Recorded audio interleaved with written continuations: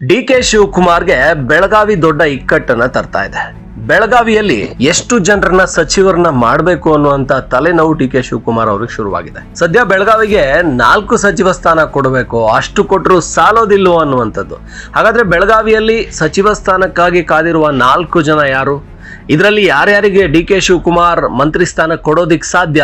ಈಗಾಗಲೇ ಸತೀಶ್ ಜಾರಕಿಹೊಳಿ ಅವರಿಗೆ ಮಂತ್ರಿ ಸ್ಥಾನ ಸಿಕ್ಕಿದೆ. ಅವರು ಹಳೆಯ ಈ 3 ವರ್ಷದ ಅವಧಿ ಸಿದ್ದರಾಮಯ್ಯನವರ ಅವಧಿಯಲ್ಲಿ ಏನು ಲೋಕೋಪಯೋಗಿ ಖಾತೆ ಇತ್ತು PWD ಅದನ್ನೇ ನಿರ್ವಹಿಸ್ತಾ ಇದ್ದಾರೆ. ಈಗ ಲಕ್ಷ್ಮೀ ಹೆಬ್ಬಾಳ್ಕರ್ ಅವರು ಕಳೆದ ಬಾರಿ ಮಹಿಳಾ ಮತ್ತು ಮಕ್ಕಳ ಕಲ್ಯಾಣ ಸಚಿವೆ ಆಗಿದ್ರು. ಅವರು ಡಿ.ಕೆ. ಶಿವಕುಮಾರ್ ಆಪ್ತ ಬಳಗದಲ್ಲಿರೋರು, ಅವ್ರಿಗೆ ಕೊಟ್ಟೆ ಕೊಡಬೇಕು. ಇನ್ನೊಂದು ಕಡೆ ಲಕ್ಷ್ಮಣ ಸವದಿ ಬಿಜೆಪಿಯಿಂದ ಕಾಂಗ್ರೆಸ್ಗೆ ಬಂದು ಬಿಜೆಪಿಯಲ್ಲಿ DCM ಆಗಿದ್ದವರು, ಅವರು ಕಾಂಗ್ರೆಸ್ಗೆ ಬಂದಾಗ್ಲೇ ಅವರಿಗೆ ಸಚಿವ ಸ್ಥಾನ ಪಕ್ಕ. ಆ ಭಾಗದಲ್ಲಿರುವಂತ ಲಿಂಗಾಯತ ಮತಗಳನ್ನ ಅವರು ಕಾಂಗ್ರೆಸ್ಗೆ ಸೆಳೆದಿದ್ರು. 5-6 ಕ್ಷೇತ್ರಗಳಲ್ಲಿ ಕಾಂಗ್ರೆಸ್ ಗೆಲ್ಲೋದಕ್ಕೆ ಕಾರಣ ಆದ್ರು ಅನ್ನುವಂಥದ್ದು. ಲಕ್ಷ್ಮಣ ಸವದಿ ಅವರಿಗೆ ಮಂತ್ರಿ ಸ್ಥಾನ ಕೊಡ್ಲೇಬೇಕು. ಈ ಬಾರಿ ಕೊಡ್ಲಿಲ್ಲ ಅಂದ್ರೆ ಅದು ಖಂಡಿತ ರಿವರ್ಸ್ ಆಗುತ್ತೆ. ಇನ್ನೊಂದು ಕಡೆ ರಾಮದುರ್ಗದಿಂದ ಸಿದ್ದರಾಮಯ್ಯನವರ ಅಕ್ಕಪಕ್ಕನೇ ಯಾವಾಗಲೂ ಕಾಣಿಸ್ಕೊಳ್ತಾ ಇದ್ದಂತ ಅಪ್ಪು ಪಟ್ಟಣ್ ಶೆಟ್ಟಿ ಅವರು, ಅವರಿಗೆ ಸಚಿವ ಸ್ಥಾನ ಬೇಕೇ ಬೇಕು, ನಾನು ಹಿರಿಯ ಅಂತ ಅವ್ರು ಪಟ್ಟು ಹಿಡಿದಿದ್ದಾರೆ.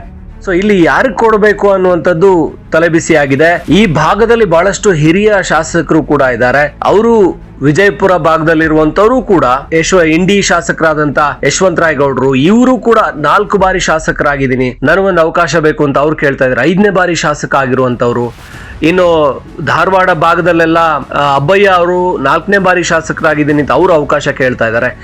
ಈ ಒಂದು ಭಾಗಕ್ಕೇನೆ ಅಂದ್ರೆ ಬೆಳಗಾವಿ, ವಿಜಯಪುರ ಹಾಗೆ ಬಾಗಲಕೋಟೆ ಭಾಗಕ್ಕೆ ಸಚಿವ ಸ್ಥಾನಗಳು 7-8 ಕೊಡಬೇಕಾದಂತ ಅನಿವಾರ್ಯತೆ ಇದೆ. ಈಗ ಡಿ.ಕೆ. ಶಿವಕುಮಾರ್ ಏನ್ ಮಾಡ್ತಾರೆ?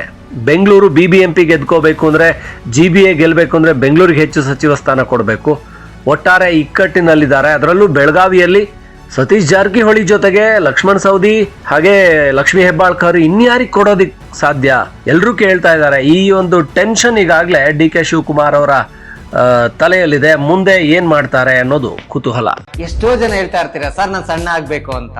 ಸಣ್ಣ ಆಗೋದು ಒಂದೇ ಅಲ್ಲ, ಸಣ್ಣ ಆಗೋದ್ ಜೊತೆಗೆ ಹೆಲ್ತ್ನು ಸಮೇತ ಆರೋಗ್ಯವಾಗಿರ್ಬೇಕು. ಅಂದ್ರೆ ಕೈ ಕಾಲು ನೋವು ಇರ್ಬೋದು, ಸುಸ್ತಿರ್ಬೋದು, ನಿಶಕ್ತಿ ಇರ್ಬೋದು, PCOD ಪ್ರಾಬ್ಲಮ್ ಇರ್ಬೋದು, ಥೈರಾಯ್ಡ್ ಪ್ರಾಬ್ಲಮ್ ಇರ್ಬೋದು, ಎಲ್ಲನೂ ಕಂಟ್ರೋಲ್ ಮಾಡ್ಕೊಂಡು ಸಣ್ಣ ಆಗೋದಿದೆಯಲ್ಲ ಆರೋಗ್ಯಕರವಾಗಿ, ಅದು ಜೀನಿ ಸ್ಲಿಮ್ ಇಂದ ಮಾತ್ರ ಸಾಧ್ಯ.